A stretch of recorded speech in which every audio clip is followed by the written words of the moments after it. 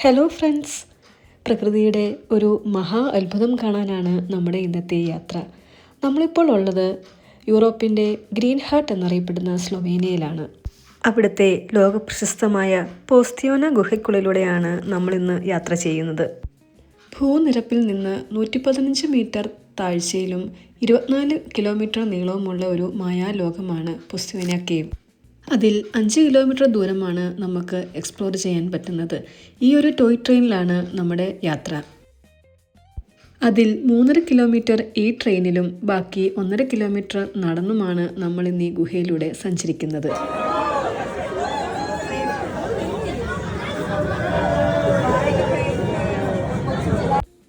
$40 ലക്ഷം വർഷം കൊണ്ട് രൂപീകരിക്കപ്പെട്ട പ്രകൃതിയുടെ ഒരു അത്ഭുത സൃഷ്ടിയാണ് ഈ ഗുഹ.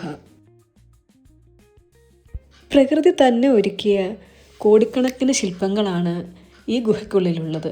പല ചേമ്പേഴ്സായിട്ടാണ് ഈ ഗുഹയെ തരംതിരിച്ചിരിക്കുന്നത്. വലിയ വലിയ കൺസേർട്ട് ഹാളുകൾ വലുപ്പത്തിലുള്ള ചേമ്പറുകൾ വരെ ഇതിൻ്റെ ഉള്ളിലുണ്ട്. കൂടാതെ കൺസേർട്ടുകൾ ഇവിടെ നടക്കാറുമുണ്ട്. ഏത് സീസണിലാണെങ്കിലും ഈ ഗുഹയ്ക്കുള്ളിലെ ടെമ്പറേച്ചർ 9 to 10 ഡിഗ്രി സെൽഷ്യസിലാണ് മെയിൻറ്റെയിൻ ചെയ്തിരിക്കുന്നത്. 1.5 മണിക്കൂർ ദൈർഘ്യമാണ് ഈ ടൂറിനുള്ളത്. ഈ ഗുഹയിലൂടെ സഞ്ചരിക്കുമ്പോൾ നമ്മളൊരു ഹൊറർ സിനിമയുടെ സെറ്റിലെത്തിയ പോലെ തോന്നും. ലൈംസ്റ്റോൺ നിർമ്മിതികളാണ് ഈ ഗുഹയ്ക്കുള്ളിൽ നമുക്ക് കാണാൻ സാധിക്കുന്നത്. ഏതാണ്ട് 40 ലക്ഷം വർഷങ്ങൾക്ക് മുമ്പ് പിവിക്ക നദി ഒരു വലിയ ചുണ്ണാമ്പ് മല തുളച്ച് അതിലൂടെ ഒഴുകി ആണ് ഈ ഗുഹയുടെ തുടക്കം. ലൈംസ്റ്റോൺ, അതായത് ചുണ്ണാമ്പ് കല്ലിൽ ഈർപ്പം കൊണ്ട് രൂപീകൃതമായ ശില്പങ്ങളാണ് ഇതിനുള്ളിലുള്ളത്. ഗൈഡഡ് ടൂറാണിത്. പല ഭാഷയിലുള്ള ഗൈഡുകൾ നമുക്ക് അവൈലബിൾ ആണ്. ഇനിയും നമ്മൾ ട്രെയിൻ ഇറങ്ങി നടന്നാണ് ഗുഹ എക്സ്പ്ലോർ ചെയ്യാൻ പോകുന്നത്. Currently, the whole cave system is 24 kilometers long. It is still being explored and researched. And don't worry, you will not have to walk that far. 17ാം നൂറ്റാണ്ട് മുതൽ തന്നെ ഈ ഗുഹ എക്സ്പ്ലോർ ചെയ്തു തുടങ്ങിയിരുന്നു. എന്നാൽ ടൂറിസ്റ്റ് കേന്ദ്രമായി മാറുന്നത് 18ാം നൂറ്റാണ്ടിലാണ്. 1872 ആദ്യ ട്രെയിൻ ഇതിനുള്ളിൽ ഓടിത്തുടങ്ങുന്നത്. എന്നാൽ ഇപ്പോൾ ഇലക്ട്രിക് ട്രെയിനാണ്. അത് 1960 ആരംഭിക്കുന്നത്. 3 ലെവലുകളാണ് ഈ ഗുഹയിലുള്ളത്. അതിൽ ഇപ്പോൾ നമ്മളുള്ളത് ദ ഗ്രേറ്റ് ചേംബറാണ്. ഇതാണ് ഗുഹയിലെ ഏറ്റവും ഉയർന്ന ഭാഗം. ഈ ശില്പങ്ങളൊക്കെ നോക്കിയാൽ പല പല രൂപങ്ങൾ നമുക്ക് ഐഡൻറ്റിഫൈ ചെയ്യാൻ സാധിക്കും. അടുത്തതായി നമ്മൾ പോകുന്നത് ഈ ഗുഹയിലെ തന്നെ പാരഡൈസ് എന്നറിയപ്പെടുന്ന ഭാഗത്തേക്കാണ്. അവിടെ 3 ചേംബറുകളാണ് ഉള്ളത്. The spaghetti chamber, the white chamber and the red or orange chamber. Spaghetti ചേംബറിൽ നമുക്ക് മുകളിലോട്ട് നോക്കുമ്പോൾ റൂഫിൽ നിന്ന് സ്പഗറ്റിയുടെ ഷേപ്പിൽ വളരെ തിന്നായിട്ടുള്ള ശില്പങ്ങളാണ് കാണാൻ സാധിക്കുന്നത്. അതുകൊണ്ടാണ് ആ പേരവിടെ വന്നത്. വൈറ്റ് ചേംബറിൽ ചെന്നാൽ മഞ്ഞു കൊട്ടാരം പോലുള്ള ഒരു ഭാഗമാണ്. അവിടെ ചുണ്ണാമ്പുകൾ ഒരു ഇമ്പ്യൂരിറ്റി ഇല്ലാതെയാണ് ശില്പങ്ങൾ ഉണ്ടാക്കിയിരിക്കുന്നത്. അപ്പോൾ റെഡ് ചേംബറിലോ ചുണ്ണാമ്പ് കല്ലിൽ കുറച്ച് ഇമ്പ്യൂരിറ്റികളൊക്കെ ചേർന്ന് ശില്പങ്ങൾക്കൊക്കെ ഒരു ഓറഞ്ച് കലർന്ന ചുവപ്പ് നിറമാണ്. അതുകൊണ്ടാണ് ആ പേര് അവിടെ വന്നത്.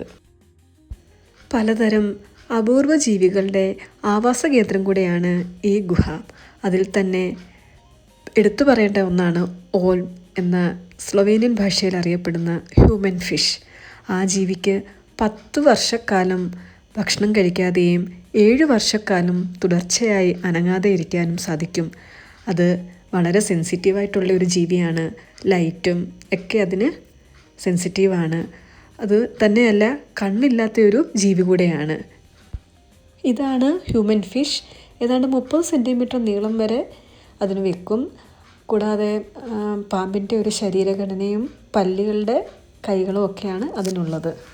ലൈറ്റ് വളരെ സെൻസിറ്റീവായിട്ടുള്ളൊരു ജീവിയാണ്. അവിടെ ഒരു അക്വേറിയത്തിൽ അതിനെ കീപ്പ് ചെയ്തിട്ടുണ്ട്. ഭയങ്കര ഇരുട്ടായുള്ളൊരു സ്ഥലത്താണ്. ഫോട്ടോയൊന്നും എടുക്കാൻ പാടില്ല എന്ന് പ്രത്യേകം അവിടെ പറഞ്ഞിട്ടുണ്ട്. ഭാഗ്യമുണ്ടെങ്കിൽ നമുക്ക് കാണാം. ഏതായാലും ഞങ്ങൾക്കത് കാണാൻ സാധിച്ചു. ഈ കാണുന്ന ശില്പമാണ് പോസ്തിയോന കേവിൻ്റെ സിംബൽ. നടന്ന് നമ്മൾ അവസാനം കേവിൻ്റെ ലാസ്റ്റ് പാർട്ടെത്തിയിരിക്കുകയാണ്. അവിടെ ഒരു സോവനിയർ ഷോപ്പുണ്ട്. കൂടാതെ ഒരു പോസ്റ്റ് ഓഫീസ് കൂടിയുണ്ട്. ലോകത്തിലെ ഒരേ ഒരു കേവ് പോസ്റ്റ് ഓഫീസാണിത്. നമുക്ക് ഇവിടെ നിന്ന് വീട്ടിലേക്ക് കാർഡൊക്കെ പോസ്റ്റ് ചെയ്യാൻ സാധിക്കും. ഇനി ഇവിടെ നിന്ന് നമ്മൾ ട്രെയിൻ കയറി തിരിച്ച് യാത്ര പുറപ്പെടുകയാണ്. വന്ന വഴിയിലൂടെയല്ല നമ്മുടെ മടക്കയാത്ര. ഈ പോകുന്ന വഴിയിലൂടെയെല്ലാം പ്രകൃതിയുടെ കരകൗശല വിദ്യകൾ കണ്ടുകൊണ്ടാണ് നമ്മുടെ മടക്കയാത്ര. ഇവിടെ നിന്ന് നമ്മൾ നേരെ ചെല്ലുന്നത് ലോവസ്റ്റ് ലെവലിലേക്കാണ്. അവിടെ ഇപ്പോഴും പിയോക്കോ നദി ഒഴുകുന്നുണ്ട്.